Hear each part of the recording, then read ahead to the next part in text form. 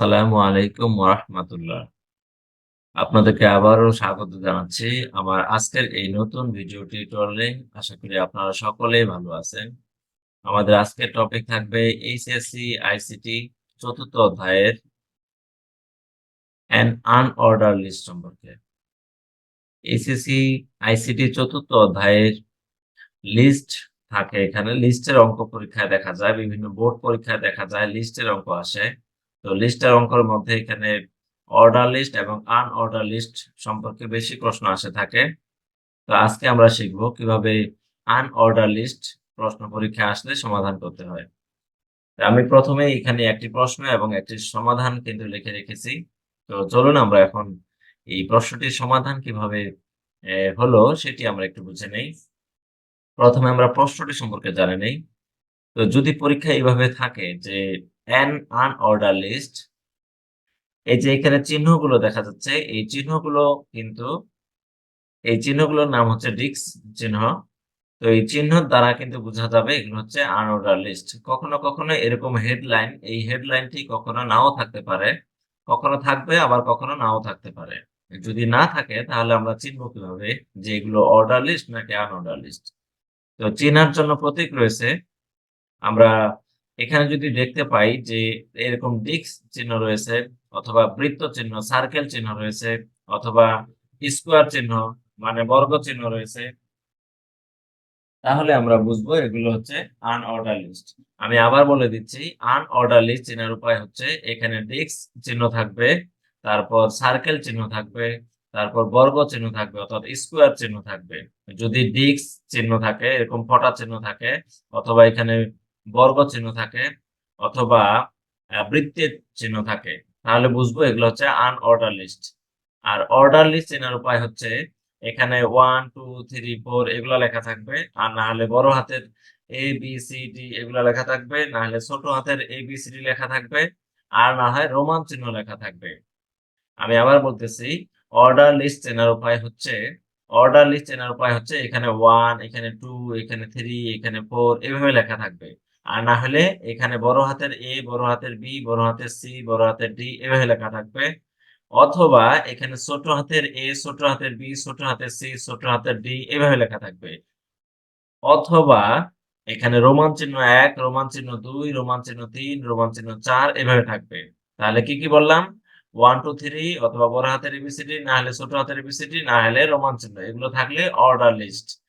আর unorder list চেনার উপায় হচ্ছে এখানে এরকম ফটা চিহ্ন থাকবে, আর না হলে এখানে সার্কেল অর্থাৎ বৃত্ত চিহ্ন থাকবে, অন্যথায় এখানে বর্গ চিহ্ন থাকবে।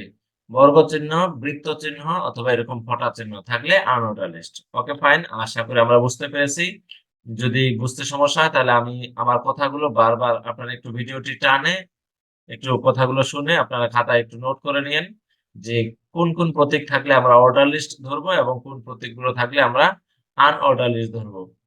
তো ধারাবাহিকতায় আমরা আজকে শিখবো আনঅর্ডার লিস্ট, কিভাবে পরীক্ষায় আনঅর্ডার লিস্ট প্রশ্ন সমাধান করতে হয়।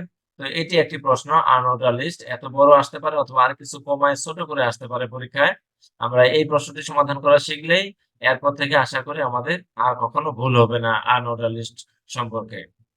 তো এটি হচ্ছে আনঅর্ডার লিস্ট, যেটার প্রতীক হচ্ছে এখানে ফটা চিহ্ন। এই ফটাটার নাম হচ্ছে কি? ডিস্ক চিহ্ন। তাহলে এটা হচ্ছে আমাদের হেডলাইন। হেডলাইনে লেখা আছে an unordered list।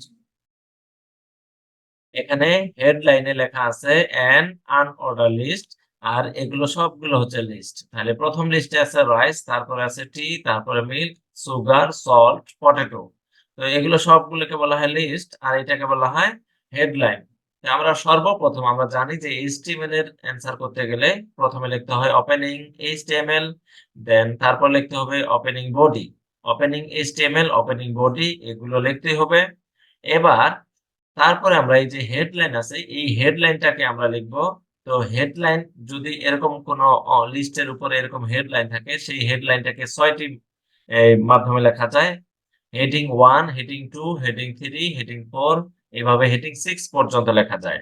এখানে যে হেডিংটি রয়েছে, এই হেডিং এর প্রত্যেকটি লেটার যদি খুব বড় বড় করে লেখা থাকে, তাহলে আমরা ধরবো সেই হেডিং লাইনটা হবে H1। আর যদি তুলনামূলক মোটামুটি বড় দেখা যায় তাহলে হেডিং 2, তার চাইতে একটু ছোট হলে হেডিং 3, তার চাইতে একটু ছোট হলে হেডিং 4। আ এই এই লিস্টটাকে আমরা হেডিং 4 ধরেছি। এর চাইতে আরেকটু ছোট হলে ওইটা হেডিং 5, তার চাইতে একেবারে ছোট যেটা খুবই ছোট দেখা যাবে সেটা হচ্ছে হেডিং 6। আশা করি আমরা বুঝতে পেরেছি যে একটা হেডলাইন এ কিভাবে লেখা থাকলে আমরা কি দিব। এই লাইনটাকে আমরা হেডিং 4 এর আওতায় নিয়ে আসছি। যদি এটা আরেকটু বড় থাকতো তাহলে আমরা হেডিং 3 লিখতাম। যদি আরো বেশি বড় থাকতো তাহলে আমরা হেডিং 2 লিখতাম। যদি একেবারে সবচাইতে বড়, বড় লেখা থাকতো তাহলে আমরা সেখানে হেডিং 1 ইউজ করতাম। তো এখানে আমরা হেডিং 4 ইউজ করছি। যদি কেউ হেডিং 3 ইউজ করে তারপরেও কিন্তু তার হবে। অর্থাৎ এটা কিন্তু আমাদের আইডিয়া করতে হবে যে এটা কোন হেডিং এর লিস্টে পড়তে পারে। আমরা এখানে আইডিয়া করে নিলাম যে এটা হেডিং 4 এর লিস্টে পড়বে।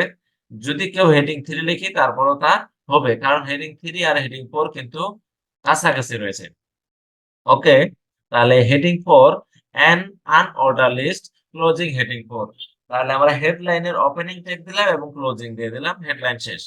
এরপর এই যে লিস্ট কাজগুলো করব, এই লিস্ট গুলো যেহেতু আনঅর্ডার লিস্টের, তো আনঅর্ডার লিস্টের জন্য প্রতীক হচ্ছে এখানে ডিক্স প্রতীক রয়েছে। এই জন্য আমরা শুরু করব, আমরা লিখব ইউএল টাইপ ডিক্স, ওপেনিং ইউএল টাইপ ডিক্স।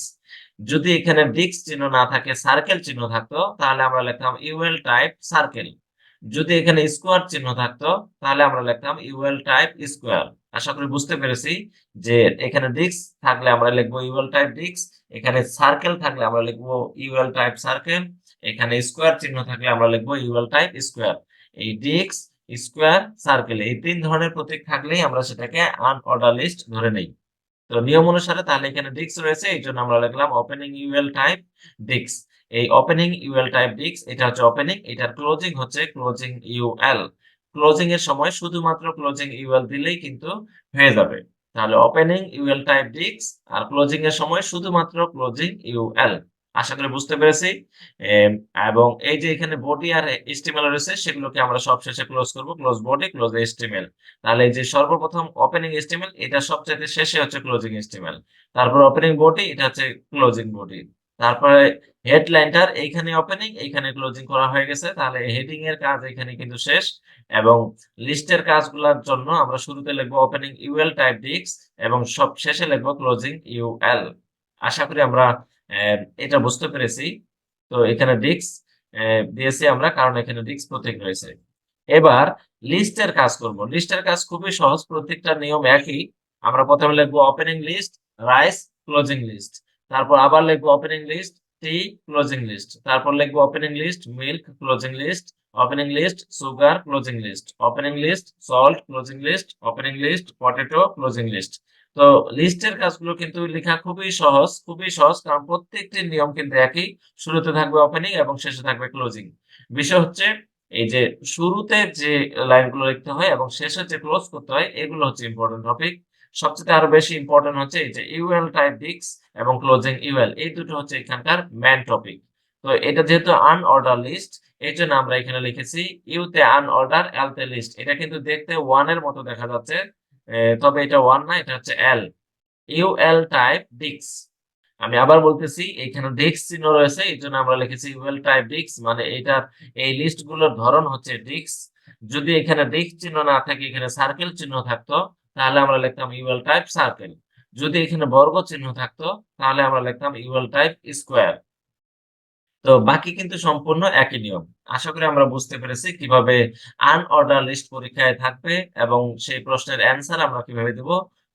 তো যদি ভিডিওটি ভালো লাগে তাহলে অবশ্যই ভিডিওটিতে একটি লাইক দিন এবং ভিডিওটি শেয়ার করুন। কেননা এই ভিডিও শেয়ার করার মাধ্যমে আপনার বন্ধুরা এই ভিডিওটি দেখার সুযোগ পাবে এবং আপনার মাধ্যমে আপনার বন্ধুরাও সামান্যতম উপকৃত হতে পারে এই ভিডিওটির মাধ্যমে। তো ঠিক আছে, দেখা হবে নতুন কোনো একদিন, নতুন কোনো ভিডিও নিয়ে। এ পর্যন্ত আপনারা সবাই ভালো থাকুন, সুস্থ থাকুন। আল্লাহ হাফেজ।